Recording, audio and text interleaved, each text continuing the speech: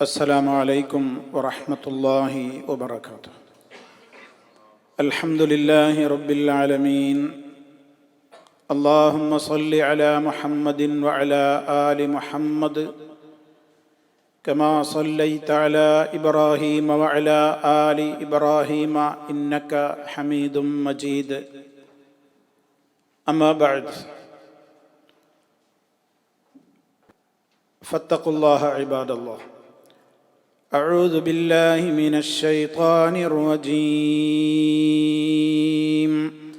ومن أظلم ممن ذكر بآيات ربه فأعرض عنها ونسي ما قدمت يداه إنا جعلنا على قلوبهم أكنة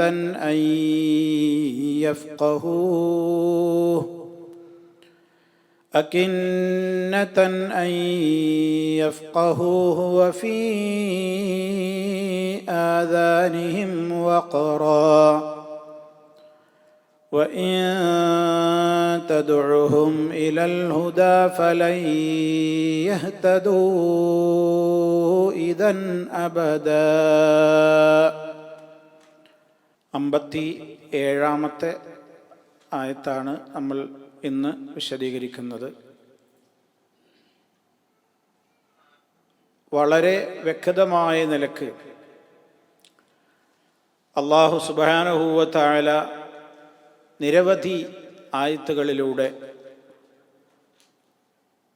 മനുഷ്യനെ ഓർമ്മപ്പെടുത്തിയ കാര്യമാണ് അല്ലാഹുവിൻ്റെ കൽപ്പനകൾക്ക് ഉത്തരം ചെയ്യണം, അവൻ വിരോധിച്ച കാര്യങ്ങളിൽ നിന്ന് വിട്ടുനിൽക്കണം, അതിന് ആവശ്യമായ നിലക്കുള്ള എല്ലാ സംവിധാനങ്ങളും അല്ലാഹു ഇവിടെ ഏർപ്പെടുത്തിയിട്ടുമുണ്ട്. ലോകത്ത് മഹാരഥന്മാരായ പ്രവാചകന്മാരെല്ലാം നിയോഗിക്കപ്പെട്ടത് ഈ ഒരു ദൗത്യ നിർവഹണത്തിന് വേണ്ടി തന്നെയായിരുന്നു. ജനങ്ങളോട് ഉത്ബോധനം നടത്തുക, റബ്ബിൻ്റെ വചനങ്ങൾ അവർക്ക് ഓതി കേൾപ്പിച്ചു കൊടുക്കുക, റബ്ബിൻ്റെ ദൃഷ്ടാന്തങ്ങളെ അവരെ ബോധ്യപ്പെടുത്തുക, അതിലൂടെയൊക്കെ അവർ റബ്ബിനെ യഥാർത്ഥത്തിൽ വിശ്വസിക്കുക, അവനെ ഭയപ്പെട്ട് സ്നേഹിച്ച് വിനീതരായി കഴിച്ചുകൂട്ടുക. ഇതൊക്കെയാണ് മനുഷ്യരുടെ കടമ. എന്നാൽ ഈ കടമയിൽ നിന്ന് ആളുകൾ വിട്ടുനിൽക്കുന്ന അവസ്ഥ ഏത് കാലഘട്ടത്തിലും നമുക്ക് കാണുവാൻ സാധിക്കും. അങ്ങനെയുള്ള ആളുകളെ അള്ളാഹു പരിചയപ്പെടുത്തിയിട്ടുള്ള ഈ വചനം നമ്മുടെ മനസ്സിൽ ഏറെ ചിന്തക്ക് വിഷയമാകേണ്ടുന്ന വചനമാണ്. ഞാൻ എപ്പോഴും സൂചിപ്പിക്കാറുള്ളത് പോലെ വിശുദ്ധ ഖുർആനിലെ ഓരോ വചനങ്ങളും പാരായണം ചെയ്യുമ്പോൾ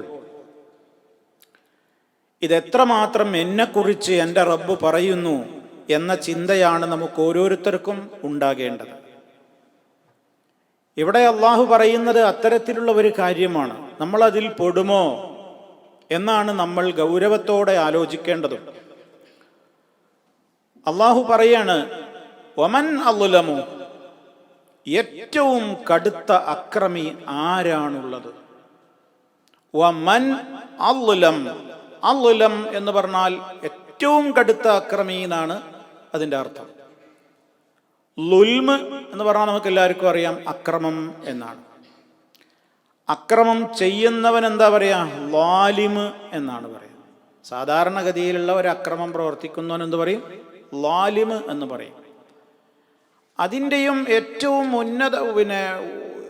ഏറ്റവും അധിക തലത്തിലുള്ള ഒരു പ്രയോഗമാണ് അദ്ലം, കടുത്ത അക്രമി. അപ്പൊ ലാലിമിൻ്റെ അപ്പുറത്താണ് അദ്ലം. കടുത്ത അക്രമി ആരാണുള്ളത്? മിമ്മൻ, ഒരുവനേക്കാൾ ഏറ്റവും കടുത്ത അക്രമി ആരാണുള്ളത്? എന്താണ് ആ മനുഷ്യന്റെ പ്രത്യേകത? ദുഃഖിറ, അവൻ ഉത്ബോധിപ്പിക്കപ്പെട്ടു. ദുഃഖിറ, ഉത്ബോധിപ്പിക്കപ്പെട്ടു. ദക്കറ എന്ന് പറഞ്ഞാൽ ഉത്ബോധിപ്പിച്ചു എന്നാണ്. ദക്കറ ഉത്ബോധിപ്പിച്ചു, ഉപദേശം നൽകി, ഉത്ബോധിപ്പിച്ചു എന്നുള്ളതിനൊക്കെ പ്രയോഗിക്കുന്നതാണ് ദക്കറ. അതിൻ്റെ മുളാരിയാണ് യുദക്കിറു. ഇത് ദുക്കിറ, ഉത്ബോധിപ്പിക്കപ്പെട്ടു. അപ്പൊ ഉത്ബോധനം ലഭിക്കപ്പെട്ടു. ഉത്ബോധിപ്പിക്കപ്പെട്ടവനേക്കാൾ കടുത്ത അക്രമി ആരാണുള്ളത്? ഏത് മുഖേനയാണ് അവന് ഉത്ബോധനം ലഭിക്കപ്പെട്ടത്? ബി ആയാതി റബ്ബിഹി, തൻ്റെ യജമാനായ റബ്ബിൻ്റെ വചനങ്ങൾ മുഖേന, ആയത്തുകൾ മുഖേന. ആയത്ത് എന്നുള്ളതിൻ്റെ ബഹുവചനാണ് ആയാത്ത്. രണ്ട് അർത്ഥങ്ങളിൽ അത് പ്രയോഗിക്കാറുണ്ട്. ഒന്ന്, ദൃഷ്ടാന്തങ്ങൾ എന്ന പ്രയോഗത്തിന് ആയത്ത് ആയാത്ത് എന്ന് പറയാറുണ്ട്. ഇപ്പൊ ദൃഷ്ടാന്തങ്ങൾ, മുഅ്ജിസത്തുകൾ, നബി സല്ലല്ലാഹു അലൈഹി വസല്ലമിനുണ്ടായിട്ടുള്ള മുഅ്ജിസത്തുകളെ കുറിച്ച്, അത്ഭുത കാര്യങ്ങളൊക്കെ ആയാത്തുകൾ എന്ന അർത്ഥത്തിൽ വരും. അതുപോലെ തന്നെ ആയാത്തുൽ കൗനിയ, പ്രപഞ്ചത്തിൽ കണ്ടുകൊണ്ടിരിക്കുന്ന ദൃഷ്ടാന്തങ്ങൾ, ആകാശഭൂമികളുടെ സൃഷ്ടിപ്പ്, അതുപോലെ തന്നെ ഇവിടെ ഭൂമി കുലുക്കമുണ്ടാകുന്നത്, അതുപോലെ സൂര്യ ചന്ദ്രങ്ങൾക്ക് ഗ്രഹണം ബാധിക്കുന്നത്, ഇങ്ങനെ കുറേ ദൃഷ്ടാന്തങ്ങൾ, പ്രാപഞ്ചിക ദൃഷ്ടാന്തങ്ങളുണ്ട്. അവയ്ക്കും എന്തു പറയും? ആയത്ത് ആയാത്ത് എന്നൊക്കെ പറയും. അതോടൊപ്പം വിശുദ്ധ ഖുർആനിലെ ആയത്തുകൾ, സൂക്തങ്ങൾ എന്നുള്ളതിനും എന്തു പ്രയോഗിക്കും? ആയത്ത് ആയാത്ത്. അപ്പൊ ഇത് രണ്ട് നിലക്കും ഇവിടെ ആവാം. അള്ളാഹുവിൻ്റെ, തൻ്റെ രക്ഷിതാവിൻ്റെ ആയാത്തുകൾ മുഖേന ഉത്ബോധനം ലഭിക്കപ്പെട്ടതിൻ്റെ ശേഷവും, ഉത്ബോധനം കിട്ടിയ ഒരുവനേക്കാൾ, അങ്ങനെയാണ് അർത്ഥം പറയേണ്ടത്, തൻ്റെ റബ്ബിൻ്റെ ആയത്തുകൾ മുഖേന ഉത്ബോധിപ്പിക്കപ്പെട്ട ഒരുവനേക്കാൾ കടുത്ത അക്രമി വേറെ ആരാണുള്ളത്? അയാൾക്ക് ഉത്ബോധനം കിട്ടിയെന്നർത്ഥം. റബ്ബിൻ്റെ ആയത്തുകൾ മുഖേന അയാൾക്ക് ഉത്ബോധനങ്ങളൊക്കെ എന്ത് ചെയ്തിട്ടുണ്ട്? കിട്ടിയിട്ടുണ്ട്. പിന്നെ എന്താ അയാൾ കടുത്ത അക്രമിയാവാൻ കാരണം? ഫഅറദ അൻഹാ, ഉത്ബോധിപ്പിക്കപ്പെടുന്നത് എന്തിനാണ്? അത് വിനീതമായി അനുസരിക്കാനാണ്. ഒരു കാര്യത്തെക്കുറിച്ച് ഒരാളോട് നമ്മൾ ഉപദേശിക്കുന്നതും ഉത്ബോധിപ്പിക്കുന്നതും അയാളത് കേട്ട് അനുസരിച്ച് അതിന് കീഴ്പ്പെട്ട് ജീവിക്കാനാണ്. പക്ഷെ ഈ മനുഷ്യന്റെ പ്രത്യേകത എന്താണ്? ഉത്ബോധനങ്ങളൊക്കെ കിട്ടി, പക്ഷേ ഫഅറദ അൻഹാ, അതിൽ നിന്ന് അയാൾ എന്ത് ചെയ്തു? പിന്തിരിഞ്ഞു. അഅറദ, പിന്തിരിഞ്ഞു. അഅറദ, പിന്തിരിഞ്ഞു. അതിന് മുളാരിയാണ് യുഅരിദു. പിന്തിരിഞ്ഞുകൾ എന്നുള്ളതിന് ഇഅറാദ് എന്നൊക്കെ പറയും. അങ്ങനെ അയാൾ പിന്തിരിഞ്ഞു. അപ്പൊ ഉത്ബോധനം ലഭിക്കപ്പെട്ടിട്ടും ആ ഉത്ബോധനത്തിൽ നിന്ന് പിന്തിരിഞ്ഞു കളഞ്ഞവനേക്കാൾ കടുത്ത അക്രമി വേറെ ആരാണുള്ളത്? തീർന്നില്ല, അയാളുടെ ദോഷങ്ങൾ തീർന്നില്ല. അതോടൊപ്പം വനസിയ, അയാൾ മറന്നു കളയുകയും ചെയ്തു. നസിയ, നസിയ എന്ന് പറഞ്ഞാല് മറന്നു.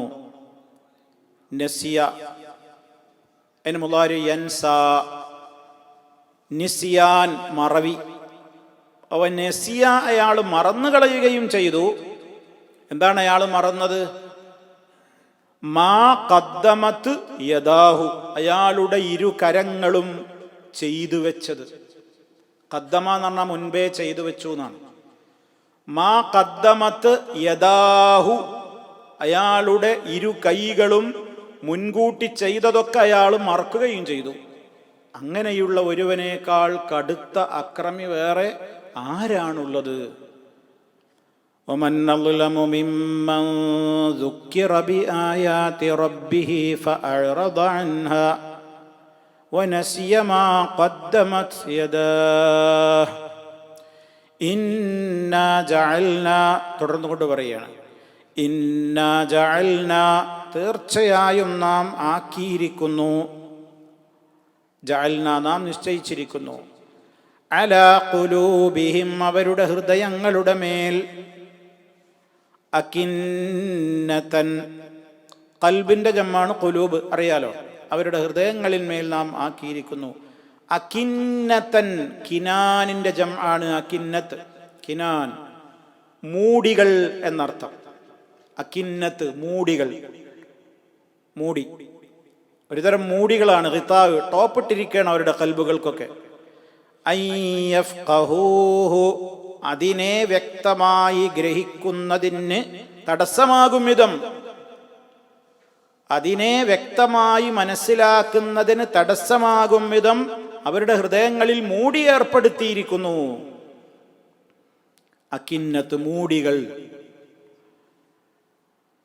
വഫീ ആദാനിഹിം വഖ്റാ, വഫീ ആദാനിഹിം അവരുടെ കാതുകളിലുണ്ട്. വഫീ ആദാനിഹിം ഉദുനുൻ, കാത് ചെവി.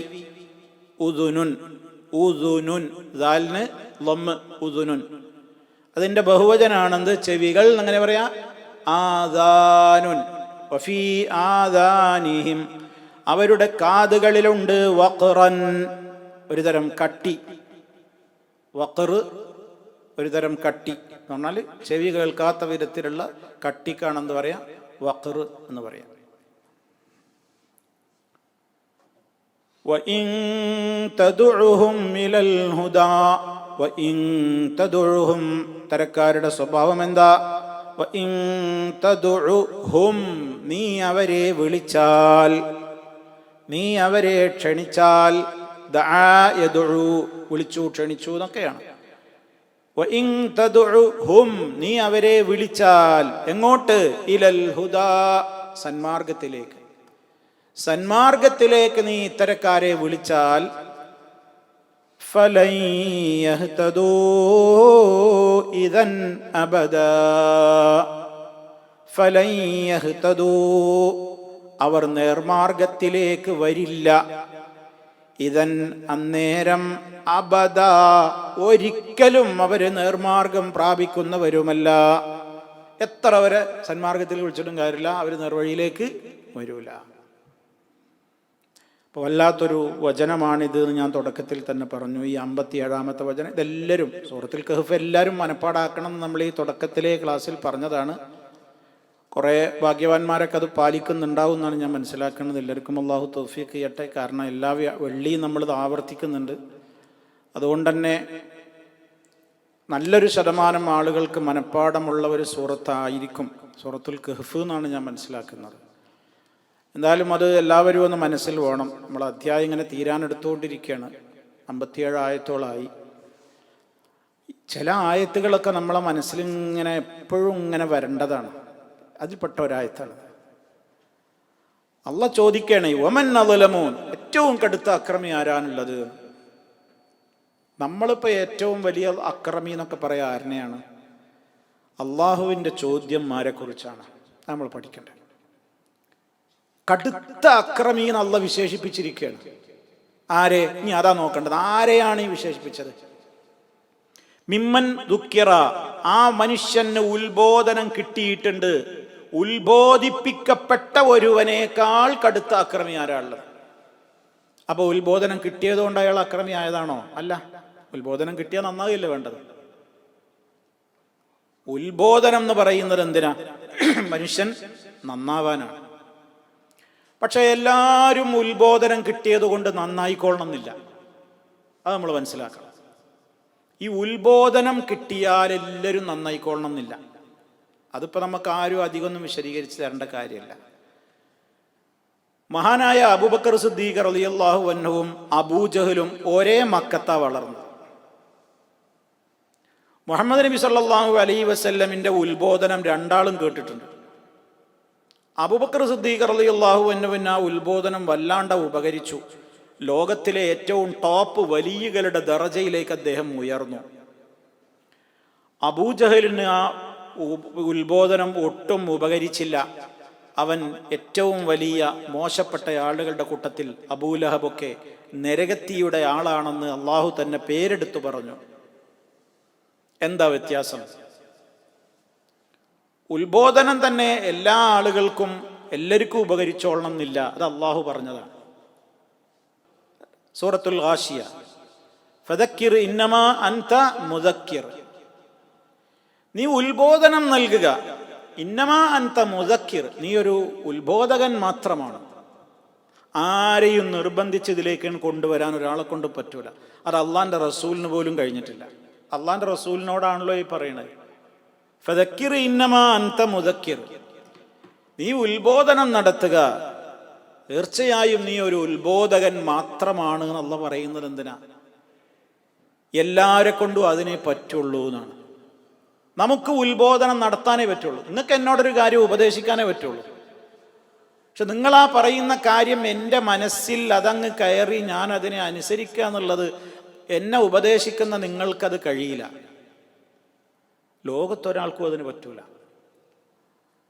അവിടെ നബി സല്ലല്ലാഹു അലൈഹി വസല്ലമ അബൂ താലിബിന്റെ പിന്നാലെ എത്ര നടന്നു, മരിക്കണ നേരത്ത് വരെ പോയി പറഞ്ഞു നോക്കിയില്ലേ, അയാൾക്കത് ഉപകരിച്ചില്ല.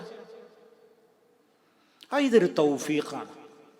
ഉത്ബോധനം ഉപകരിക്കുക നല്ല ഈമാനുള്ളവർക്കും പടച്ചോനെ പേടിയുള്ളവർക്കുമാണ്. ഫദക്കിർ ഫഇന്ന الذിക്റ തൻഫഉൽ മുഅ്മിനീൻ, നീ ഉത്ബോധിപ്പിക്കുക. കാരണം ഉത്ബോധനം, തീർച്ചയായും ഉത്ബോധനം തൻഫഉൽ മുഅ്മിനീന, ഈമാനുള്ളവർക്ക് പ്രയോജനം ചെയ്യും. അപ്പൊ ഈമാനുള്ളവർക്ക്, മർക്കടമുഷ്ടിയൊന്നുമില്ലാത്ത ആളുകൾക്ക്, സത്യം മനസ്സിലാകണമെന്ന് താല്പര്യമുള്ളവർക്ക് ഇത് ഉപകാരം ചെയ്യും. മുന്നറിയിപ്പ് അവർക്ക് ഫലപ്രദമായിരിക്കും. അങ്ങനത്തെ ഇടങ്ങളിൽ നമ്മൾ എന്ത് ചെയ്യണം? ഉത്ബോധനം ഉപകരിക്കില്ല, തീരെ ഇവിടെ ഒന്നും പറഞ്ഞിട്ട് കാര്യമില്ല, അങ്ങനത്തെ ഒരു ടൈപ്പ് കൗമാണ് എന്ന് തോന്നുന്നിടത്ത് അതിന് നിൽക്കരുത് എന്നും ഖുർആന്റെ ഒരു സൂചനയുണ്ട്. ഫദക്കിർ ഇൻ നഫഅതി الذിക്റ, നീ ഉത്ബോധിപ്പിക്കുക. എപ്പോൾ? ഇൻ നഫഅതി الذിക്റ, ഉത്ബോധനം ഉപകരിക്കുമെന്ന് തോന്നുന്നിടത്ത്. ചിലയിടത്ത് അപ്പോൾ പറഞ്ഞിട്ട് കാര്യം ഉണ്ടാവില്ല, അവിടെ അപ്പം അത് ഉപദേശിക്കേണ്ട നേരാവൂല. അപ്പം അത് പറയുന്നതിനേക്കാൾ അപകടം പറയാതിരിക്കലാവും നന്നാവുക. അങ്ങനത്തെ ചില ഇടങ്ങളുണ്ടാവും. ഇത് എല്ലായിടത്തേക്കും വ്യാപകമാക്കാൻ പാടില്ല ഈ ആയത്ത്. ഉത്ബോധനം ഉപകരിക്കുന്ന ഇടത്ത് ഉത്ബോധിപ്പിച്ചാൽ മതി എന്ന് ഖുർആൻ പറഞ്ഞിട്ടുണ്ട്. അതുകൊണ്ട് ഞാൻ ആ വൈക്കൊന്നുമില്ല എന്ന് പറയാൻ പാടില്ല. ഉത്ബോധനം ചിലയിടത്ത് അത് എല്ലാവർക്കും ഉപകരിക്കൂല. ഇനി എന്താ അടുത്ത വചനം? സയദ്ദക്കറു മൻ യഖ്ശാ, അള്ളാനെ പേടിക്കുന്നവർക്ക് ഉത്ബോധനം അവർക്ക് വല്ലാത്ത ഉപകാരം കിട്ടും, അവർ വല്ലാതെ ഉത്ബുദ്ധരാകും. സയദ്ദക്കറു മൻ യഖ്ശാ വയതജന്നബുഹാ അൽ അഷ്ഖാ അല്ലദീ കദ്ദബ വതവല്ലാ. അപ്പോൾ ഉത്ബോധനം പടച്ചോനെ പേടിയുള്ളവർക്ക് അത് ഉപകരിച്ചോളും. എന്നാൽ അതിൽ നിന്നൊക്കെ വിട്ടുമാറിപ്പോകുക ആരാണ്? അൽ അഷ്ഖ, ഏറ്റവും ഭാഗ്യം കെട്ടവനാണ് ഉത്ബോധനങ്ങളിൽ നിന്നൊക്കെ അകന്നു പോവുക. അവന്റെ സ്വഭാവം എന്താണ്? അല്ലദീ യസ്റന്നാറൽ കുബറ.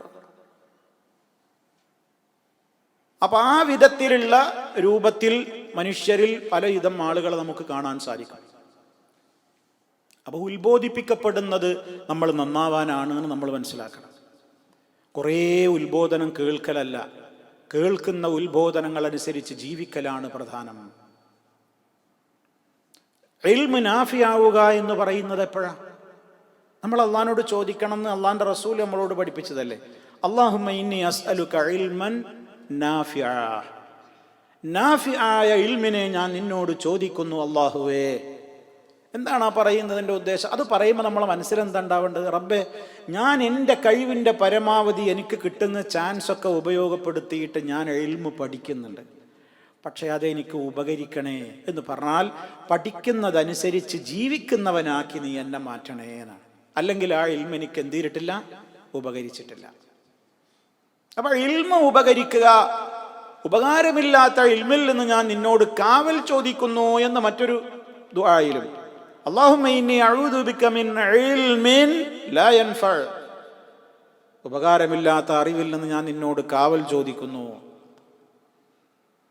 അപ്പൊ കുറെ ഉത്ബോധനം കിട്ടി, പക്ഷെ ഒരു കാര്യമില്ല. എന്താ അതുകൊണ്ട് പ്രയോജനം? വിശുദ്ധ ഖുർആൻ അഹ്ലി കിതാബുകാര് ശപിക്കപ്പെടാനുണ്ടായ കാരണങ്ങൾ പറയുന്നിടത്ത് ഒരുപാട് കാരണങ്ങൾ പറയുന്നുണ്ട്. യഹൂദികൾക്ക് ശാപുണ്ടാവാൻ, അള്ളാഹിന്റെ ഗളബ് ഉണ്ടാവാൻ, നസാറാക്കൾക്ക് റബ്ബിന്റെ ലഅനത്ത് ഉണ്ടാകാനൊക്കെ കുറെ കാരണങ്ങൾ പറയുന്നിടത്ത് ഒരിടത്ത് പറയുന്നത് എന്താണെന്നറിയോ? ഫലമ്മാ നസൂ മാ ദുക്കിറൂ ബിഹി എന്നാണ്. ഫലമ്മാ നസൂ മാ ദുക്കിറൂ ബിഹി, അവർക്ക് ഉത്ബോധനം നൽകപ്പെട്ട വിഷയങ്ങളെയൊക്കെ അവർ മറന്ന് കുളിച്ചപ്പോൾ, അതൊക്കെ മറന്ന് കളിച്ചപ്പോൾ ഒക്കെ അവർ മറന്നു, അതൊന്നും അവർ ഉൾക്കൊണ്ടില്ല. അപ്പൊ അവർക്കിടയിൽ ശത്രുത ഉണ്ടായി എന്നാണ്. ശത്രുതയും പകയും വിദ്വേഷമൊക്കെ അല്ലാഹു ഉണ്ടാക്കി. അപ്പൊ റബ്ബിന്റെ കൽപ്പനകളിൽ നിന്ന് വഴിമാറിപ്പോയാൽ ആളുകൾക്കിടയിൽ ശത്രുത ഉണ്ടാവും എന്നാണ്. എത്രത്തോളം നിങ്ങൾ നോക്കൂ, നബി സല്ലല്ലാഹു അലൈഹി വസല്ലം സഫ് ശരിയാക്കുന്നിടത്ത് വരെ പറഞ്ഞു, സവ്വു സുഫൂഫക്കും, നിങ്ങളുടെ സഫുകൾ നിങ്ങൾ ശരിയാക്കുക. സഫുകൾ നിങ്ങൾ വ്യത്യാസപ്പെടുത്തിയാൽ ഫതഖ്തലിഫ ഖുലൂബുക്കും, നിങ്ങളുടെ ഹൃദയങ്ങളിലേക്കും ആ ഇഖ്തിലാഫ് പകരുന്നതാണ്. ശരിക്ക് സഫ് വളവുണ്ടായാൽ ആ സഫിൽ നിൽക്കുന്ന മനുഷ്യന്മാരെ കൽബും വളയും. അപ്പൊ എത്രത്തോളം നോക്കി നിങ്ങൾ, ഒരു സഫ് ശരിയാക്കുക എന്ന കൽപ്പനക്ക് വിഘാതം നിന്നാൽ അതിൻ്റെ പ്രതിഫലനം മനസ്സുകളിൽ സംഭവിക്കുമെന്നാണ് കാര്യമെങ്കിൽ, റഹ്മാനായ റബ്ബ് ഏറ്റവും വളരെ ഗൗരവത്തോടെ പഠിപ്പിച്ച കാര്യങ്ങളിൽ നിന്ന് അകന്നു പോകുന്നവരുടെ മനസ്സ് എത്രത്തോളം ദൂഷിക്കും, അത് നമ്മൾ മനസ്സിലാക്കണം. അപ്പൊ ഉത്ബോധിപ്പിക്കപ്പെടുന്നത് നമ്മൾ നന്നാവാനാണ്. വിശുദ്ധ ഖുർആനിൽ ധാരാളം സ്ഥലങ്ങളിൽ നമുക്ക് ഈ ആശയം കാണാൻ സാധിക്കും. റബ്ബ് സുബ്ഹാനഹു വ തആല ഉത്ബോധനങ്ങൾ കൊടുത്തിട്ട് ആ ഉത്ബോധനങ്ങൾ അനുസരിച്ച് ജീവിക്കാതെ വന്നാലും ഈ ലോകത്ത് പ്രയാസമൊന്നും ചിലപ്പോൾ ഉണ്ടായിക്കൊള്ളണമെന്നില്ല. ഞാൻ കഴിഞ്ഞ ക്ലാസ്സിലും സൂചിപ്പിച്ചിട്ടുണ്ട്.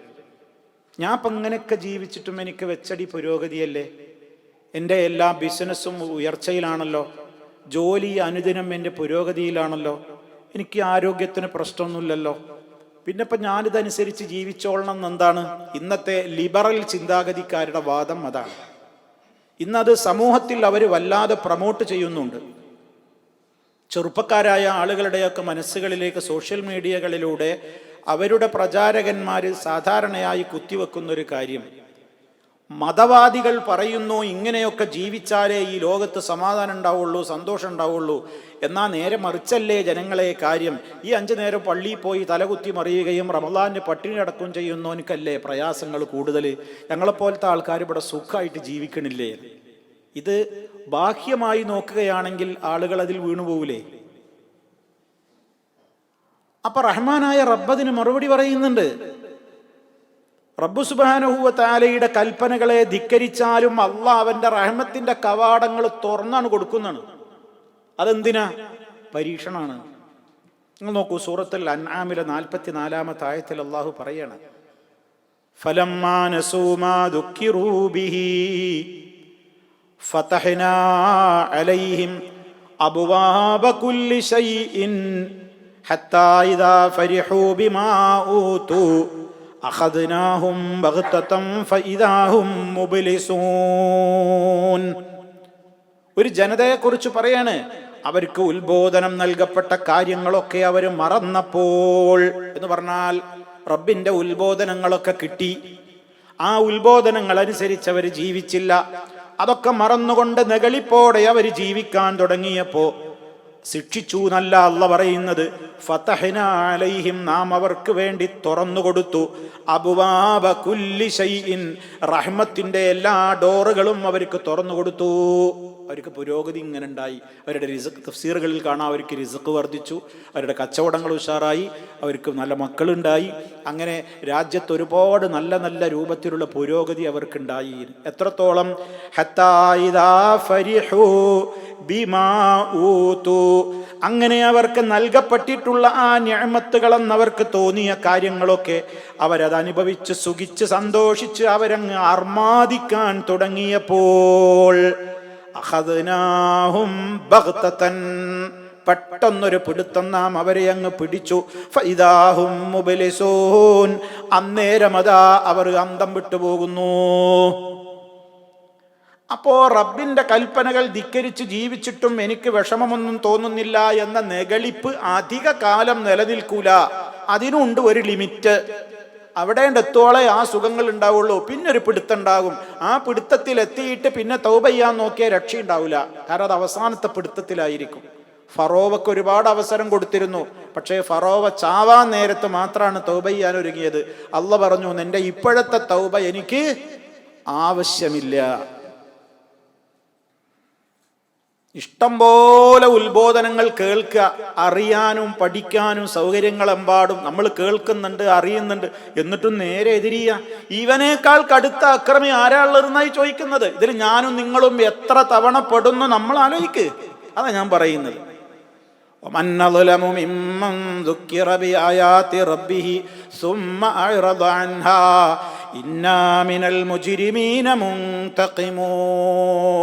സമാനമായ മറ്റൊരായത്ത് സൂറത്തു സജദയിലാണ്. ഏറ്റവും കടുത്ത അക്രമി ആരാണുള്ളത്? ഇതേ പദങ്ങളാണ് അവിടെ, ചെറിയൊരു വ്യത്യാസമേ ഉള്ളൂ.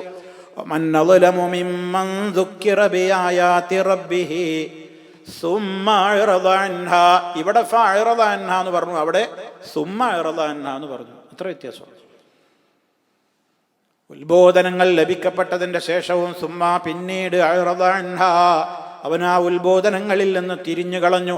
അവനേക്കാൾ കടുത്ത അക്രമി ആരാണുള്ളത്? എന്നിട്ട് ആയത്തിന്റെ അവസാനം അല്ലാഹു പറയാണ്, ഇന്നാ തീർച്ചയായും നാം മിനൽ മുജ്രിമീന ഇത്തരം കുറ്റവാളികളോട് മുൻതഖിമൂൻ. വല്ലാത്തൊരു മുന്നറിയിപ്പാണിത്. വിടൂലടാ എന്നാണ് അതിൻ്റെ അർത്ഥം. ഇത്തരം കുറ്റവാളികളുണ്ടല്ലോ, മുൻതഖിമൂൻ, ശരിക്കും ഞാൻ അവരോട് പ്രതികാര നടപടി എടുക്കുക ചെയ്യുന്നതാണ്. അതാണ് അർത്ഥം. ഇന്തിഖാം എന്ന് പറഞ്ഞാൽ പ്രതികാര നടപടി എന്നാണ്. എടുക്കും, കൊടുക്കും, നല്ല ശിക്ഷ. ഇന്നാ മിനൽ മുജ്രിമീന മുൻതഖിമൂൻ. സജദയിൽ അങ്ങനെ പറഞ്ഞത്. ഇവിടെ പറഞ്ഞത് എന്താണ്? വമൻ അദ്ലമു മിമ്മൻ ദുക്കിറ ബിആയാതി റബ്ബിഹി ഫഅറദ അൻഹാ. അപ്പൊ നമ്മളതിൽ പെടൂലേ? ഞാൻ എന്നോട് ചോദിക്കണം. കാരണം ഞാൻ എൻ്റെ ജീവിതത്തിൽ ഓർമ്മ വെച്ച നാൾ മുതൽ അള്ളാഹുവിൻ്റെ ഖുർആനിലൂടെ, നബി സല്ലല്ലാഹു അലൈഹി വസല്ലമിൻ്റെ ഹദീസുകളിലൂടെ ഏതെല്ലാം വിഷയങ്ങൾ ഞാൻ ഉത്ബോധിപ്പിക്കപ്പെട്ട് കഴിഞ്ഞു, എനിക്ക് കിട്ടിക്കഴിഞ്ഞു.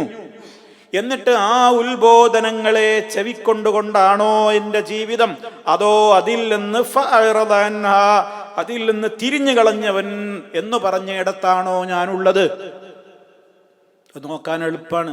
വേറെ ആരെയും നോക്കണ്ട, വെച്ചാൽ മതി. വേറെ ആരെയും നോക്കണ്ട, ഞാൻ എന്നെ നോക്കുക.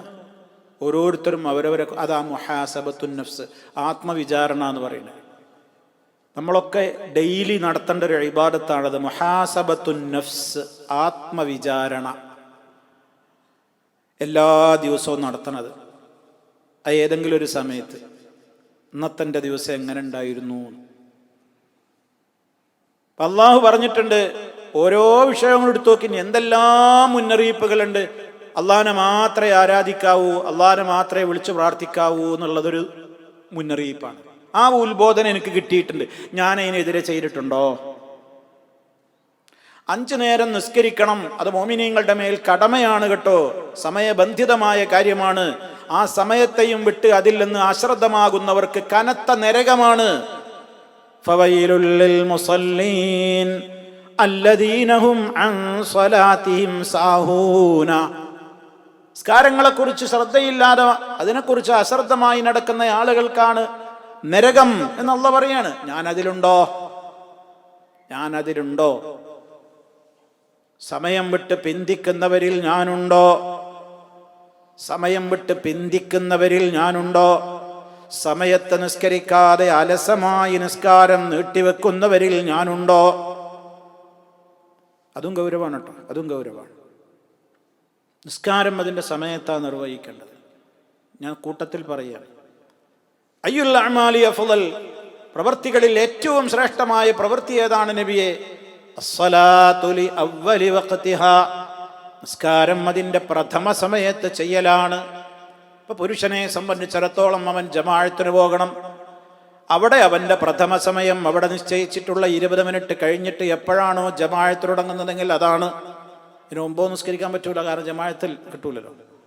അപ്പൊ ജമാഅത്തിന് വേണ്ടി നിശ്ചയിക്കപ്പെട്ട ആ സമയമാണ് അവൻ്റെ ശ്രേഷ്ഠമായ സമയം.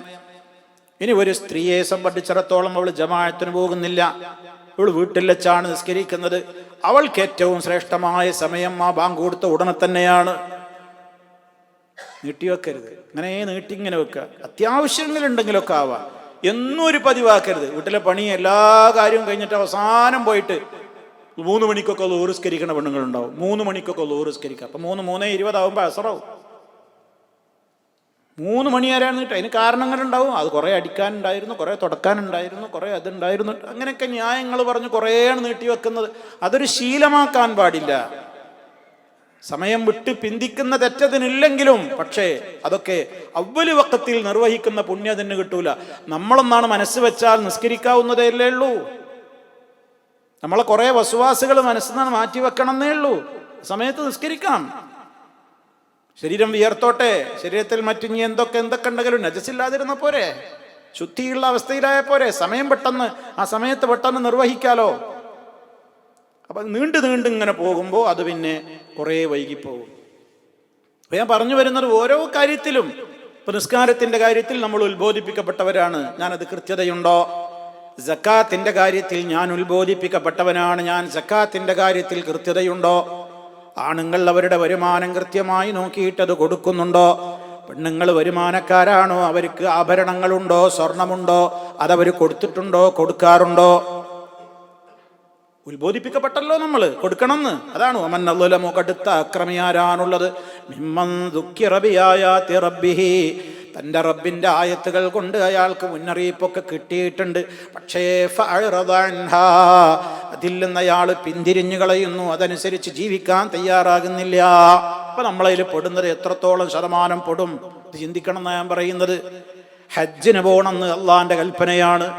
5-ാമത്തെ കാര്യമാണ് ഹജ്ജ്. ഇപ്പം അതിൻ്റെ സമയമാണ്.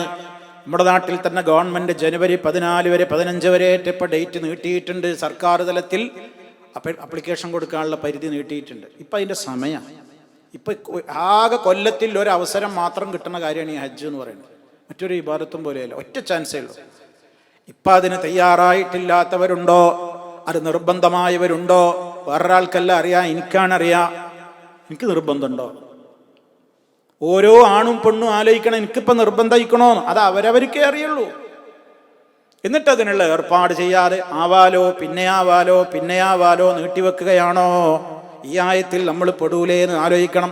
കാരണം അടുത്ത കൊല്ലത്തേക്ക് നമ്മൾ അകാരണമായി നീട്ടിവെച്ചാൽ, അതിൻ്റെ ഇടയിലങ്ങ് മരിച്ചുപോയാൽ, ഹജ്ജ് നിർബന്ധമായിട്ടും നമ്മുടെ അലസത കൊണ്ട് നമ്മളത് നീട്ടിവെച്ചതാണെങ്കിൽ നമ്മൾ കുറ്റക്കാരാവൂലേ? നമ്മളെ സ്വത്ത് ഓഹരി വെക്കുന്നതിൻ്റെ മുമ്പ് മക്കളത് എടുത്തുകൊണ്ട് ഹജ്ജിനാളെ പറഞ്ഞയക്കണം. അതൊക്കെ ആ സമയത്ത് ചിലപ്പോൾ മറക്കും. ആ മോതിരം വെക്കുന്ന സമയത്ത് ചിലപ്പോൾ മോതിരം ഓരി വെക്കുന്നതിന് കുറേ കൊല്ലം കഴിഞ്ഞിട്ടാവും. അപ്പോൾ നിങ്ങളെ ഹജ്ജൊന്നും ഓർക്കൂല, നമ്മളെ ഹജ്ജൊന്നും അവർ ഓർക്കൂല. ആരും കാത്തിക്കണ്ട, സമയമായോ ഉടനെ ചെയ്യണം എന്നാണ്. തഅജ്ജലു, അല്ലാഹുവിൻ്റെ റസൂൽ പറഞ്ഞതാ. ഹജ്ജിന്റെ ഉംറയുടെയും കാര്യത്തിൽ നിങ്ങൾ ധൃതി കാണിക്കണം. ഫഇന്നഹു ലാ യദ്രി അഹദുക്കും, നിങ്ങളിൽ ഒരാൾക്കും അറിയില്ല മാദാ യഅരിദു ലഹു, എന്താ ഞാൻ അവന്റെ മുമ്പിൽ പ്രതിബന്ധം വരാൻ കൊടുക്കണത് എന്ന് പറയാൻ പറ്റൂല. 1-2 കൊല്ലമായിട്ട് കൊറോണ ആയിട്ട് പോകാൻ എല്ലാ സാധ്യത ഉണ്ടായിട്ടും പോകാൻ പറ്റാതായില്ലേ? എന്തേ? വഴി തടസ്സം. ഇനി വഴി തുറന്നു കിട്ടി അപ്പൊ മുതലുണ്ടാവില്ല. മുതലും ഉണ്ട്, വഴിയും ക്ലിയറാണ്, ആരോഗ്യം ഉണ്ടാവില്ല. എപ്പോ ഇതൊത്തു വന്നോ ഉടനെ ചെയ്തോളണം. ആണായാലും പെണ്ണായാലും ചെയ്തോളണം. അവനാന്റെ കയ്യിൽ മുതലുണ്ടോ, അത് വിറ്റാൽ ഇതിന് പോകാൻ പറ്റുമോ? എന്നാ ചെയ്യണം, നിർബന്ധമാണ്. നല്ല ആരോഗ്യമുള്ള സമയത്ത് ചെയ്യേണ്ട ഇബാദത്താണ് ഹജ്ജ്. നല്ല ആരോഗ്യമുള്ള സമയത്താണ് ഹജ്ജ് ചെയ്യേണ്ടത്. അതുകൊണ്ട് ഞാൻ സാന്ദർഭികമായിട്ട് ഓർമ്മപ്പെടുത്തുകയാണ്, ഇക്കൊല്ലത്തെ ചാൻസ് ഇതാ തീർന്നു തുടങ്ങുന്നു. ഗൗരവത്തോടെ ഈ ശബ്ദം ശ്രവിക്കുന്ന ഓരോരുത്തരും ആലോചിക്കുക, ഞാൻ ആ കർമ്മം നിർവഹിച്ചിട്ടില്ലേ എങ്കിൽ എനിക്കിപ്പോൾ അത് നിർബന്ധമാണോ? നിർബന്ധമാണെങ്കിൽ ഉടനെ അതിന് വേണ്ട നടപടിക്രമങ്ങളിലേക്ക് തുടങ്ങാനുള്ള സമയം അടുത്തു. അള്ളാഹു തൗഫീഖ് പ്രദാനം ചെയ്യട്ടെ. ഇനി ഓരോന്നും മാതാപിതാക്കളോട് ഹുഖൂഖ് പാലിക്കണം, അവരോട് ഹുഖൂഖ് ഉണ്ടാവരുത്, അവരെ ബുദ്ധിമുട്ടിക്കരുത് എന്ന ഉത്ബോധനം കിട്ടി. എന്നിട്ട് ഉമ്മാനിയും വാപ്പാനിയും തേറി പറഞ്ഞു, അനുസരണക്കേട് കാണിച്ചു, വീരവക വെച്ചില്ല. ഈ ആയത്തിൽ വരൂലേ? പലിശ വാങ്ങരുത്, പലിശയുടെ വക്താവാകരുത് എന്ന് ഉത്ബോധിപ്പിക്കപ്പെട്ടു. എന്നിട്ട് ബാങ്കും പലിശയും അതോടനുബന്ധമായിട്ട് പലിശയുടെ മുതൽ വാങ്ങലും പലിശക്ക് കൊടുക്കലും ഒക്കെ ഇങ്ങനെ നിർബാധം, അതിൻ്റെ കാര്യത്തിൽ യാതൊരു വിധത്തിലുള്ള ചിന്തയുമില്ലാതെ ജീവിക്കുകയാണോ? ഈ ആയത്തിൽ നമ്മൾ പെടൂലേ? സത്യവിശ്വാസികളെ കണ്ണുകളെ നിയന്ത്രിക്കൂ, പുരുഷന്മാരെ സത്യവിശ്വാസിനികളായ സ്ത്രീകളെ കണ്ണുകളെ നിയന്ത്രിക്കൂ, അള്ളാന്റെ കൽപ്പന. നമ്മൾ ഈ സ്മാർട്ട് ഫോണുകളിൽ നമ്മുടെ സമയങ്ങൾ ഒരുപാട് ദുരുപയോഗം ചെയ്തിട്ട് ഹറാമായ കാര്യങ്ങൾ കാണുന്നുവെങ്കിൽ ഈ ആയത്തിൽ ഞാനും നിങ്ങളും പെടൂലേ? ഏതേത് കാര്യങ്ങളല്ല പറഞ്ഞോ, നിങ്ങൾ അന്യന്റെ ഗീബത്ത് പറഞ്ഞ് രസിക്കരുതേ, നിങ്ങൾ നമ്മാമായി മാറരുതേ, നിങ്ങൾ കുഴപ്പങ്ങൾ ഉണ്ടാക്കരുതേ, നിങ്ങൾ കുടുംബ ബന്ധങ്ങളെ മുറിക്കരുതേ എന്ന് അല്ലാഹു തആല പറയുന്നു. ഉത്ബോധിപ്പിക്കപ്പെട്ട് കഴിഞ്ഞു. നമ്മൾ അതിനെതിരെ ചെയ്യുന്നുണ്ടോ എങ്കിൽ ഈ ആയത്തിൽ നമ്മൾ പെടൂലേ? ഇങ്ങനെ ഓരോന്നും കൊണ്ട് എടുത്തോളി, അതിന്റെ ലിസ്റ്റ് ഉണ്ടാക്കിക്കോളി. എനിക്ക് അള്ളാന്റെ കലാമു മുഖേന ഹദീസ് മുഖേന ഏതൊക്കെ കാര്യങ്ങൾ ഉത്ബോധനം കിട്ടിയോ അത് കിട്ടിയിട്ട് അതിനെ വകവെക്കാതെ, അതൊന്നും എനിക്കൊരു പ്രശ്നമല്ല. അതൊക്കെ അങ്ങനെയൊക്കെ ഉണ്ടാവും, ഖുർആനിൽ ഹദീസിലൊക്കെ ഒക്കെ ഉണ്ടാവും. ഇപ്പോഴത്തെ കാലത്ത് അതൊന്നും നോക്കിയാൽ ജീവിക്കാൻ പറ്റൂല എന്ന കിബറോടുകൂടെ ആ ഉത്ബോധിപ്പിക്കപ്പെട്ട ഉത്ബോധനങ്ങളാകുന്ന ആയത്തുകളോട് ഞാൻ അതിലേക്ക് കാതുകൊടുക്കാതെ ഞാൻ തിരിഞ്ഞു കളഞ്ഞാൽ എന്നേക്കാൾ കടുത്ത അക്രമി വേറെ ആരാണുള്ളത്? ഇതെന്റെ ചോദ്യമല്ല, നിങ്ങളുടെ ചോദ്യമല്ല, അള്ളാഹുടെ ചോദ്യമാണ്. ഒമന്നളുലമോ, അങ്ങനെ മനസ്സിനോട് ചോദിക്കണം. 10 വട്ടം 15 വട്ടമൊക്കെ അങ്ങനെ ഓതിക്കോളി. 10 വട്ടം 15 വട്ടമൊക്കെ മനസ്സിനോട് ചോദിക്കും. ഒമന്നളുലമു മിമ്മൻ ദുക്കിറ ബിആയാതി റബ്ബിഹി ഫഅറദ അൻഹാ. ആ അറദ അൻഹാ എന്ന സ്വഭാവക്കാരിൽ ഞാനുണ്ടോ റബ്ബേ? എനിക്കെത്ര ആയത്തുകൾ ഞാൻ കേട്ടു, എത്ര ആയത്ത് ഞാൻ പഠിച്ചു, എത്ര ഹദീസ് ഞാൻ പഠിച്ചു, എത്രയെത്ര ദൃഷ്ടാന്തങ്ങൾ ലോകത്ത് ഞാൻ കണ്ടു. അള്ളാന്റെ ആയത്തുകൾ കൊണ്ട് ഉത്ബോധിപ്പിക്കപ്പെട്ടു. ഇനി ഞാൻ നേരത്തെ പറഞ്ഞ ആയാത്തുൻ കൗനിയയും അതിൽ പെടുമെന്ന് മുഫസ്സിരീങ്ങൾ പറഞ്ഞിട്ടുണ്ട്. പ്രപഞ്ചത്തിൽ കണ്ടുകൊണ്ടിരിക്കുന്ന ദൃഷ്ടാന്തങ്ങൾ അതും എനിക്ക് കിട്ടുന്ന ഉത്ബോധനങ്ങളാണ്. സൂര്യന് ഗ്രഹണം ബാധിച്ചു, ചന്ദ്രന് ഗ്രഹണം ബാധിക്കുമ്പോൾ അള്ളാന്റെ റസൂല് പറയും, അതൊക്കെ ജനങ്ങളെ അള്ളാഹു അവന്റെ അടിമകളെ പേടിപ്പിക്കുകയാണ്. അതൊക്കെ ഒരു മുന്നറിയിപ്പാണ്. ഭൂകമ്പങ്ങൾ ഉണ്ടാകുന്നത്, പ്രളയമുണ്ടാകുന്നത്, മഹാമാരികൾ ലോകത്തേക്ക് ഇറങ്ങുന്നത്, വലിയ വലിയ വിധത്തിലുള്ള ദുരന്തങ്ങൾ ലോകത്ത് സംഭവിക്കുന്നത്, ഇതൊക്കെ വിശ്വാസികൾക്ക് എന്താണെന്നാ പറയുന്നത്? മുന്നറിയിപ്പാണ്. അതുകൊണ്ട് വിശ്വാസികൾക്ക് എപ്പോൾ ഉത്ബോധനം കിട്ടിയാലും അവന്റെ കണ്ണും കാതും ഒക്കെ അതിലേക്ക് അവൻ തുറന്നു വെക്കും. അതാണ് ഇബാദുർ റഹ്മാനിന്റെ ഗുണവിശേഷണങ്ങളായിട്ട് അല്ലാഹു സുബ്ഹാനഹു വ തആല പറഞ്ഞിടത്ത് എന്താ റബ്ബ് പറയുന്നത്?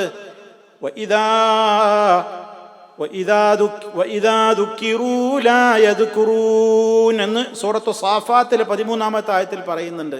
സത്യനിഷേധികളായ ആളുകൾക്ക് ഉത്ബോധനം കിട്ടിയിട്ടൊരു കാര്യമില്ല. ലാ യദ്ദക്കറൂന, അവരാ ഉത്ബോധനം ഉൾക്കൊള്ളുന്നതല്ല എന്ന് പറയുന്നുണ്ട്. അതേപോലെ തന്നെ ഞാൻ നേരത്തെ പറഞ്ഞില്ലേ, ഇബാദുർ റഹ്മാൻ അവരുടെ ഗുണം പറയാണ്. വല്ലദീന ഇദാ ദുക്കിറൂ ബിആയാതി റബ്ബിഹിം ലം യഖിറൂ അലൈഹാ സുമ്മൻ വഉമ്യാനാ. അവരാണ് ഇബാദുർ റഹ്മാൻ. ആരാണവര്? ഇദാ ദുക്കിറൂ ബിആയാതി റബ്ബിഹിം, തങ്ങളുടെ റബ്ബിന്റെ ആയത്തുകൾ കൊണ്ട് അവർക്ക് ഉത്ബോധനം ലഭിക്കപ്പെട്ട് കഴിഞ്ഞാൽ മുഅ്മിനീങ്ങൾ എങ്ങനെയായിരിക്കും? ലം യഖിറൂ അലൈഹാ സുമ്മ വഉമ്യാനാ, അവര് അന്ധന്മാരാവില്ല അതിന്റെ നേർക്ക്, ബധിരന്മാരുമാവില്ല അതിന്റെ നേർക്ക്. എന്ന് പറഞ്ഞാൽ എന്താ? ആ ഉത്ബോധനങ്ങളൊന്നും അവര് കണ്ടില്ല നടിക്കൂല, കേട്ടില്ല നടിക്കൂല, മറിച്ച് കണ്ടും കേട്ടും ചിന്തിച്ചും അവര് വളരെ വിനീതരായി മാറും എന്നാണ്. സൂറത്തു സജദയിലെ 15-ാമത്തെ ആയത്തിൽ അല്ലാഹു വ്യക്തമായി പറയാണ്, ഇന്നമാ യുഅ്മിനു ബിആയാതിനല്ലദീന ഇദാ ദുക്കിറൂ ബിഹാ ഖറൂ സുജ്ജദാ. അല്ലേ? വസബ്ബഹൂ ബിഹംദി റബ്ബിഹിം വഹും ലാ യസ്തക്ബിറൂൻ. യഥാർത്ഥത്തിലുള്ള മുഅ്മിനീങ്ങൾ തങ്ങളുടെ ആയത്തുകൾ അവർക്ക് കേട്ട് ആ ആയത്തുകളിൽ അടിയുറച്ച് വിശ്വസിക്കുന്ന മുഅ്മിനീങ്ങളുടെ സ്വഭാവം എന്താണ്? ഇദാ ദുക്കിറൂ ബിഹാ, ആയത്തുകൾ കൊണ്ടവർക്ക് ഉത്ബോധനം ലഭിക്കപ്പെട്ട് കഴിഞ്ഞാൽ ആ കേട്ട കാര്യങ്ങളോട് അവരുടെ മനസ്സിന്റെ മൈൻഡ് എന്താകും? ഖറൂ സുജ്ജദാ, അവര് വളരെ വിനീതരായി സുജൂദിൽ വീഴും. റബ്ബിന്റെ ആയത്ത് കേൾക്കുമ്പോൾ അവർക്ക് അതിനോട് വലിയ വിനയവും ബഹുമാനമൊക്കെ ഉണ്ടായിട്ട് ഒരു സുജൂദിൽ വീഴും. വസബ്ബഹു ബിഹംദി റബ്ബിഹിം, ആ ഉത്ബോധനം അവർക്ക് ലഭിച്ച, അവർക്കത് നൽകിയ യജമാനനായ റബ്ബിനെ അവർ വാഴ്ത്തിക്കൊണ്ടേയിരിക്കും. വഹും ലാ യസ്തക്ബിറൂൻ, അവരുടെ മനസ്സിൽ ഒരു തരിമ്പ് പോലും അവർ കിബിർ കാണിക്കൂല. റബ്ബിന്റെ ഉത്ബോധനങ്ങളോട് അവർ പുറംതിരിഞ്ഞ് നിന്നിട്ട് ഒരു കിബിറും അവർക്കുണ്ടാവില്ല. മറിച്ച് വിനയത്തോടെ അവർ സുജൂദിലേക്ക് പോവുകയാണ് ചെയ്യുക. ഇവിടെയല്ലേ സുജൂദിന്റെ ഭാഗം സൂറത്തു സജദയിലെ. അപ്പോ ഈ ഉത്ബോധനങ്ങളൊക്കെ ഉപകരിക്കുന്നത് നല്ല ബുദ്ധിമാന്മാരായ ആളുകൾക്കാണ്, അല്ലാത്തവർക്കത് ഉപകരിക്കൂല. സൂറത്ത് ഖാഫിലെ 45-ാമത്തെ ആയത്തിലും പറഞ്ഞു, ഫദക്കിർ ബിൽ ഖുർആനി മൻ യഖാഫു വഈദ്, ഖുർആൻ കൊണ്ട് നീ ഉത്ബോധനം നടത്തൂ നബിയേ. ആർക്ക്? മൻ യഖാഫു വഈദ്, റബ്ബിന്റെ കൃത്യമായ മുന്നറിയിപ്പുകളെയൊക്കെ പേടിക്കുന്ന ആളുകൾക്ക്. അവർക്കാണ് ഇതൊക്കെ ഉപകാരമുണ്ടാകുക. പരലോകത്ത് എത്തുമ്പോൾ നരകത്തിൽ കിടന്ന് പൊളഞ്ഞ് വല്ലാതെ അട്ടഹസിക്കുന്നൊരു രംഗം സൂറത്ത് ഫാത്തിറിലെ 37-ാമത്തെ ആയത്തിൽ അള്ളാഹു പറയുന്നുണ്ട്. അവിടെ ഈ വിഷയം വരുന്നുണ്ട്. എന്താണ് അവിടെ പറയുന്നത്? വഹും യസ്തരിഖൂന ഫീഹാ, ആ പാപികൾ നരകത്തിൽ കിടന്ന് അട്ടഹസിക്കും. അല്ലാഹു നമ്മെ കാത്തുരക്ഷിക്കട്ടെ. വഹും യസ്തരിഖൂന ഫീഹാ, ആ പാപികൾ നരകത്തിൽ കിടന്ന് അലറി അട്ടഹസിച്ച് കരയും. എന്തും പറഞ്ഞിട്ടാ കരയുന്നത്? റബ്ബനാ, ഞങ്ങളുടെ റബ്ബേ, അഖ്രിജ്നാ, ഞങ്ങളെ ഇതിൽ നിന്നൊന്ന് പുറത്തേക്കിട്ട് തരുമോ? നഅമൽ സാലിഹാ, സൽക്കർമ്മങ്ങൾ ഞങ്ങൾ ചെയ്തോളാ. ഗൈറല്ലദീ കുന്നാ നഅമലു, മുമ്പ് ഞങ്ങൾ ചെയ്യാതെ വിട്ട കുറെ സൽക്കർമ്മങ്ങളുണ്ട്, അതൊക്കെ ഞങ്ങളൊന്ന് ചെയ്യാം, ഇതിൽ നിന്നൊന്ന് പുറത്തേക്കിട്ട് തരാമോ? നരകത്തിയിൽ കടന്ന് അട്ടഹസിച്ച് വിളിച്ചു കരയുന്ന രംഗാണ്. അപ്പൊ അവിടെ മനുഷ്യനോട് ചോദിക്കുന്നൊരു ചോദ്യമുണ്ട്, അത് നമ്മൾ നല്ലോണം പഠിക്കണം. എന്താ ചോദ്യം? അവലം നുഅമ്മിർക്കും, അവലം നുഅമ്മിർക്കും, നാം നിങ്ങൾക്ക് ആയുസ് തന്നിരുന്നില്ലയോ? അവലം നുഅമ്മിർക്കും, ഞാൻ നിങ്ങൾക്ക് ഒരുപാട് ഏജ് ജീവിക്കാൻ തക്കവണ്ണം നിങ്ങൾക്ക് സൗകര്യം ചെയ്ത് തന്നിരുന്നില്ലയോ? എത്രത്തോളം ഞാൻ നിങ്ങൾക്ക് ആയുസ് തന്നു. മാ യതദക്കറു ഫീഹി മൻ തദക്കറ, അതവിടെ പറയുന്ന വിഷയം. മാ യതദക്കറു ഫീഹി, ആ ആയുഷ്കാലത്തിൻ്റെ ഇടക്ക് നല്ലോണം ചിന്തിക്കാമായിരുന്നല്ലോ. മൻ തദക്കറ, ചിന്തിക്കേണ്ടവനും പഠിക്കേണ്ടവനുമൊക്കെ അത്രയും കിട്ടിയ ആയുഷ്കാലത്തിൻ്റെ ഇടക്ക് നല്ലോണം പഠിച്ച് ചിന്തിച്ച് അമല് ചെയ്യാൻ മാത്രം ഞാൻ നിങ്ങൾക്ക് ആയുസ് തന്നിരുന്നില്ലയോ? വജാഅകുമുൻ നദീർ, അങ്ങനെ നിങ്ങൾക്ക് കൃത്യമായി നിങ്ങൾ ജീവിച്ചിട്ടില്ലെങ്കിൽ നിങ്ങൾക്ക് വരാൻ പോകുന്ന നരകത്തെപ്പറ്റി നിങ്ങൾക്ക് മുന്നറിയിപ്പ് നൽകുന്ന താക്കീതുകാരനും നിങ്ങൾക്ക് വന്നിരുന്നില്ലയോ? ഇപ്പൊ കിടന്നിട്ട് നിങ്ങൾ കരയാ, ഇതൊക്കെ ഞാൻ മുമ്പേ പറഞ്ഞതല്ലേ, ഇതിൻ്റെയൊക്കെ ആയുസ് നിങ്ങൾക്ക് തന്നിരുന്നില്ലേ? അതെന്ത് നിങ്ങൾ അപ്പ കേൾക്കാതെ ഇപ്പൊ വന്നിട്ട് ഇത് പറയുന്നത്? അതുകൊണ്ട് ഫദൂഖൂ, ആസ്വദിച്ചോ, അനുഭവിച്ചോ, ശിക്ഷ നീ അനുഭവിച്ചോ. ഫമാലിൽ ളാലിമീന മിൻ നസീർ, അക്രമികൾക്ക് ഒരു സഹായിയെയും കിട്ടാനില്ല. ഒരു സഹായം ഇവിടെ നിങ്ങൾക്ക് കിട്ടും, നിങ്ങൾ പ്രതീക്ഷിക്കണ്ട. അള്ളാഹു കാത്തുരക്ഷിക്കട്ടെ. ഇതൊക്കെ അള്ളാഹു പറയാണ്, ഒരു സംശയവുമില്ല. ഞാനും നിങ്ങളും ഇവിടെ ജീവിച്ചിരിക്കുന്ന എത്ര സത്യമാണോ അതിനേക്കാൾ സത്യമാണ് ഇത് വരാൻ പോകുന്ന കാര്യമാണ്. അപ്പൊ ഉത്ബോധിപ്പിക്കപ്പെട്ടു കഴിഞ്ഞു, ആ ഉത്ബോധനം അനുസരിച്ച് ജീവിക്കാനുള്ള ആയുസ്സും തന്നു. അന്നൊന്നും ആ ഉത്ബോധനങ്ങൾ കേട്ടിട്ട് അതിനനുസരിച്ച് ജീവിക്കാതെ പുറംതിരിഞ്ഞ് നടന്നാൽ അവനേക്കാൾ കടുത്ത അക്രമി വേറെ ആരാണുള്ളത്? നമ്മളോട് ചോദിക്കേണ്ട ചോദ്യം. ومن أظلم ممن ذكر بآيات ربه فأعرض عنها, ഒന്ന് ചൊല്ലി നോക്കിയേ സ്വന്തത്തോട്. ومن أظلم ممن ذكر بآيات ربه فأعرض عنها, എന്താ ഫഅറള അൻഹാ എന്ന് പറഞ്ഞാൽ അതിൽ നിന്നൊക്കെയുണ്ട് തിരിഞ്ഞു കളഞ്ഞു. ഉത്ബോധിപ്പിക്കപ്പെട്ട വിഷയങ്ങളിൽ നിന്നൊക്കെ തിരിഞ്ഞു കളഞ്ഞു, തീർന്നില്ല. വനസിയ മാ ഖദ്ദമത് യദാ, അവന്റെ ഇരു കൈകളും ചെയ്തു വെച്ചതൊക്കെ അവൻ മറന്നു കളയുകയും ചെയ്തു. എന്താ പറയണത്? ഈ ധിക്കാരികൾക്കുള്ള വേറൊരു കുഴപ്പമാണത്.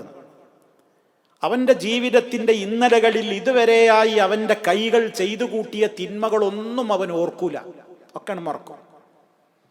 കാരണം അത് ഓർത്താലേ ഒരു തൗബക്കുള്ള തോന്നലുണ്ടാവുള്ളൂ. എൻ്റെ ജീവിതത്തിൻ്റെ ഇന്നലകളെക്കുറിച്ച് ഞാനൊരു തിരിഞ്ഞുനോട്ടത്തിന് തയ്യാറായി എൻ്റെ തിന്മകളെക്കുറിച്ച് ഞാൻ ഓർത്താലേ എന്തുണ്ടാവുള്ളൂ? എനിക്ക് തൗബ ചെയ്യാൻ തോന്നുള്ളൂ. നേരെ മറിച്ച് ഈ തെമ്മാടിക്ക് അതിന് പോലും തോന്നൂല. അവൻ്റെ ഇന്നലകളിൽ അവൻ്റെ രണ്ട് കൈകളും മുൻകൂട്ടി ചെയ്തു വെച്ചിട്ടുള്ളതൊക്കെ അവൻ എന്ത് ചെയ്യും? മറക്കും, അതൊന്നും ഓർക്കയില്ല.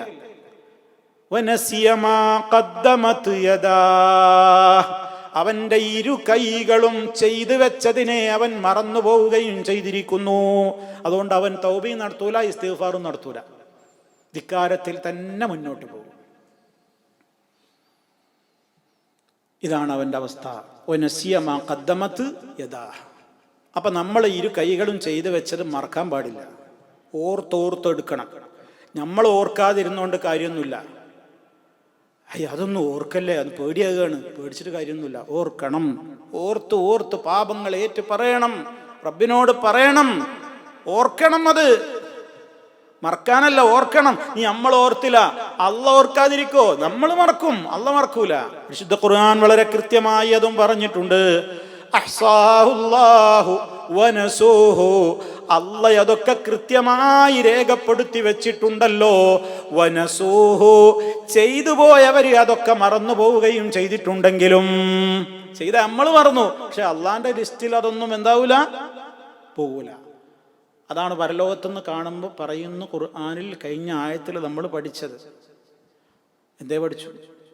വതറൽ മുജ്രിമീന മുശ്ഫിഖീന മിമ്മാ ഫീഹി വയഖൂലൂന യാ വൈലതനാ മാ ലിഹാദൽ കിതാബ് ലാ യുഗാദിറു സഗീറ വലാ കബീറ ഇല്ലാ അഹ്സാഹാ വവജദൂ മാ അമിലൂ ഹാദിറാ വലാ യദ്ലിമു റബ്ബുക അഹദാ. എത്ര വ്യക്തമായിട്ട് റബ്ബ് പറഞ്ഞു. നമ്മൾ മറന്നിട്ട് വല്ല കാര്യമുണ്ടോ? അത് അവിടെ റെക്കോർഡിലുണ്ട്. ആ റെക്കോർഡൊന്ന് പോണ്ടേ? അത് മായ്ച്ചു കളയണ്ടേ? അത് മായ്ച്ചു കളയാനുള്ള ഡിറ്റർജന്റ് ആണ് നമ്മുടെ തൗബ. തൗബയിലൂടെ അത് കഴുകും, അത് മറക്കും, കഴുകിക്കളയും. അതിനത് തോന്നണ്ടേ? അവന്റെ ഇരു കൈകളും മുൻകൂട്ടി ചെയ്തു വെച്ചിട്ടുള്ളതൊക്കെ അവൻ മറന്നു കളയുകയും ചെയ്തിരിക്കുന്നു. അപ്പൊ രണ്ട് കുഴപ്പം അവനിക്കുള്ളത്. ഉത്ബോധനങ്ങളൊക്കെ കിട്ടി, അത് നല്ല കാര്യം. പക്ഷേ കുഴപ്പങ്ങൾ എന്താ? അതൊക്കെ കാറ്റിൽ പറത്തിയിട്ട് അവന്റെ ജീവിതം. മാത്രല്ല ഇനി ഒരു വീണ്ടു വിചാരത്തിന് അവൻ തയ്യാറുമില്ല. കാരണം എന്താ? ഗതകാല ജീവിതത്തിൽ വന്നു പോയത് ഓർക്കാൻ പോലും അവന്റെ മനസ്സില്ല. അതും അവൻ എന്ത് ചെയ്തു? മറന്നു. അള്ളാഹു നമ്മെ എല്ലാവരെയും കാത്തു രക്ഷിക്കുമാറാകട്ടെ. അപ്പൊ സഹോദരങ്ങളെ, ഏറ്റവും പ്രാധാന്യമർഹിക്കുന്ന വളരെ ഗൗരവമുള്ള കാര്യമാണ്. ഞാൻ അതിൻ്റെ പകുതി ഭാഗമേ വിശദീകരിച്ചിട്ടുള്ളൂ.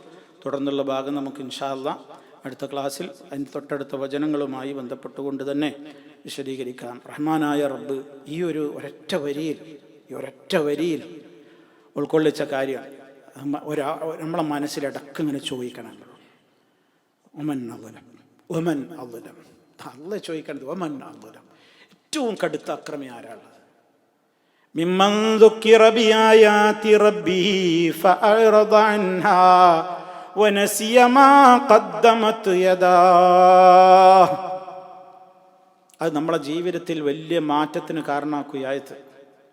നമ്മൾ ഗൗരവത്തോടെ ചിന്തിക്കുകയും പഠിക്കുകയും തിരുത്തുകയും നമ്മുടെ ജീവിതത്തിൽ കൂടുതൽ ഉൾപ്പെടുത്തേണ്ട നല്ല കാര്യങ്ങൾ ഉൾപ്പെടുത്തുകയും തിന്മകളിൽ നിന്ന് മാറി നിൽക്കുകയും തൗബ വർദ്ധിപ്പിക്കുകയും റബ്ബേ നിൻ്റെ കോടതിയിലെത്തുമ്പോൾ എന്താണ് ഞാൻ, എങ്ങനെയായിരിക്കും എൻ്റെ അവസ്ഥ എന്നുള്ള ചിന്തക്കൊക്കെ കൂടുതൽ നമുക്ക് കരുത്ത് പകരുന്ന വചനമാണിത് എന്ന ഓർമ്മയോടെ നമ്മൾ ഇതിനെക്കുറിച്ച് ആ വചനം നമ്മുടെ മനസ്സിൽ നല്ലോണം ഇടയ്ക്കിടയ്ക്ക് ഓർമ്മപ്പെടുത്തുക. ഞാൻ റബ്ബിൻ്റെ കൽപ്പന ധിക്കരിക്കുന്നുണ്ടോ? ഞാൻ എൻ്റെ റബ്ബിൻ്റെ ഉത്ബോധനങ്ങളെ വിട്ട് കളിക്കുന്നുണ്ടോ? ഞാൻ അതിൽ നിന്ന് പിന്തിരിഞ്ഞു പോകുന്നുണ്ടോ? ഞാൻ എൻ്റെ കഴിഞ്ഞ കാല പാപങ്ങളെ മറന്ന് അതിലൊന്നും തൗബ ചെയ്യാതെ ജീവിക്കുന്നുണ്ടോ? സ്വന്തത്തോട് ചോദിക്കുക. അള്ളാഹു നമുക്ക് തൗഫീഖ് പ്രദാനം ചെയ്യട്ടെ. വിശുദ്ധ ഖുർആനിൻ്റെ ഉത്ബോധനങ്ങൾ ജീവിതത്തിൻ്റെ എല്ലാ മേഖലകളിലും അത് ഓർത്തുകൊണ്ട് ജീവിക്കുന്ന സജ്ജനങ്ങളിൽ റബ്ബ് നമ്മയെല്ലാം ഉൾപ്പെടുത്തുമാറാകട്ടെ. പാപങ്ങളും തെറ്റുകുറ്റങ്ങളും എത്ര വലുതാണെങ്കിലും അള്ളാഹു പുറത്തു മാപ്പ് നൽകുമാറാകട്ടെ. നമ്മുടെ രോഗികൾക്ക് അള്ളാഹു ശിഫ നൽകുമാറാകട്ടെ. മരണപ്പെട്ടു പോയവർക്ക് മഗ്ഫിറത്തും റഹ്മത്തും പ്രദാനം ചെയ്യട്ടെ. റബ്ബന ആതിനാ ഫിദ്ദുനിയ ഹസന വഫിൽ ആഖിറതി ഹസനതൻ വഖിനാ അദാബന്നാർ. اللهم صل على محمد وعلى آل محمد والحمد لله رب العالمين والسلام عليكم ورحمة الله وبركاته.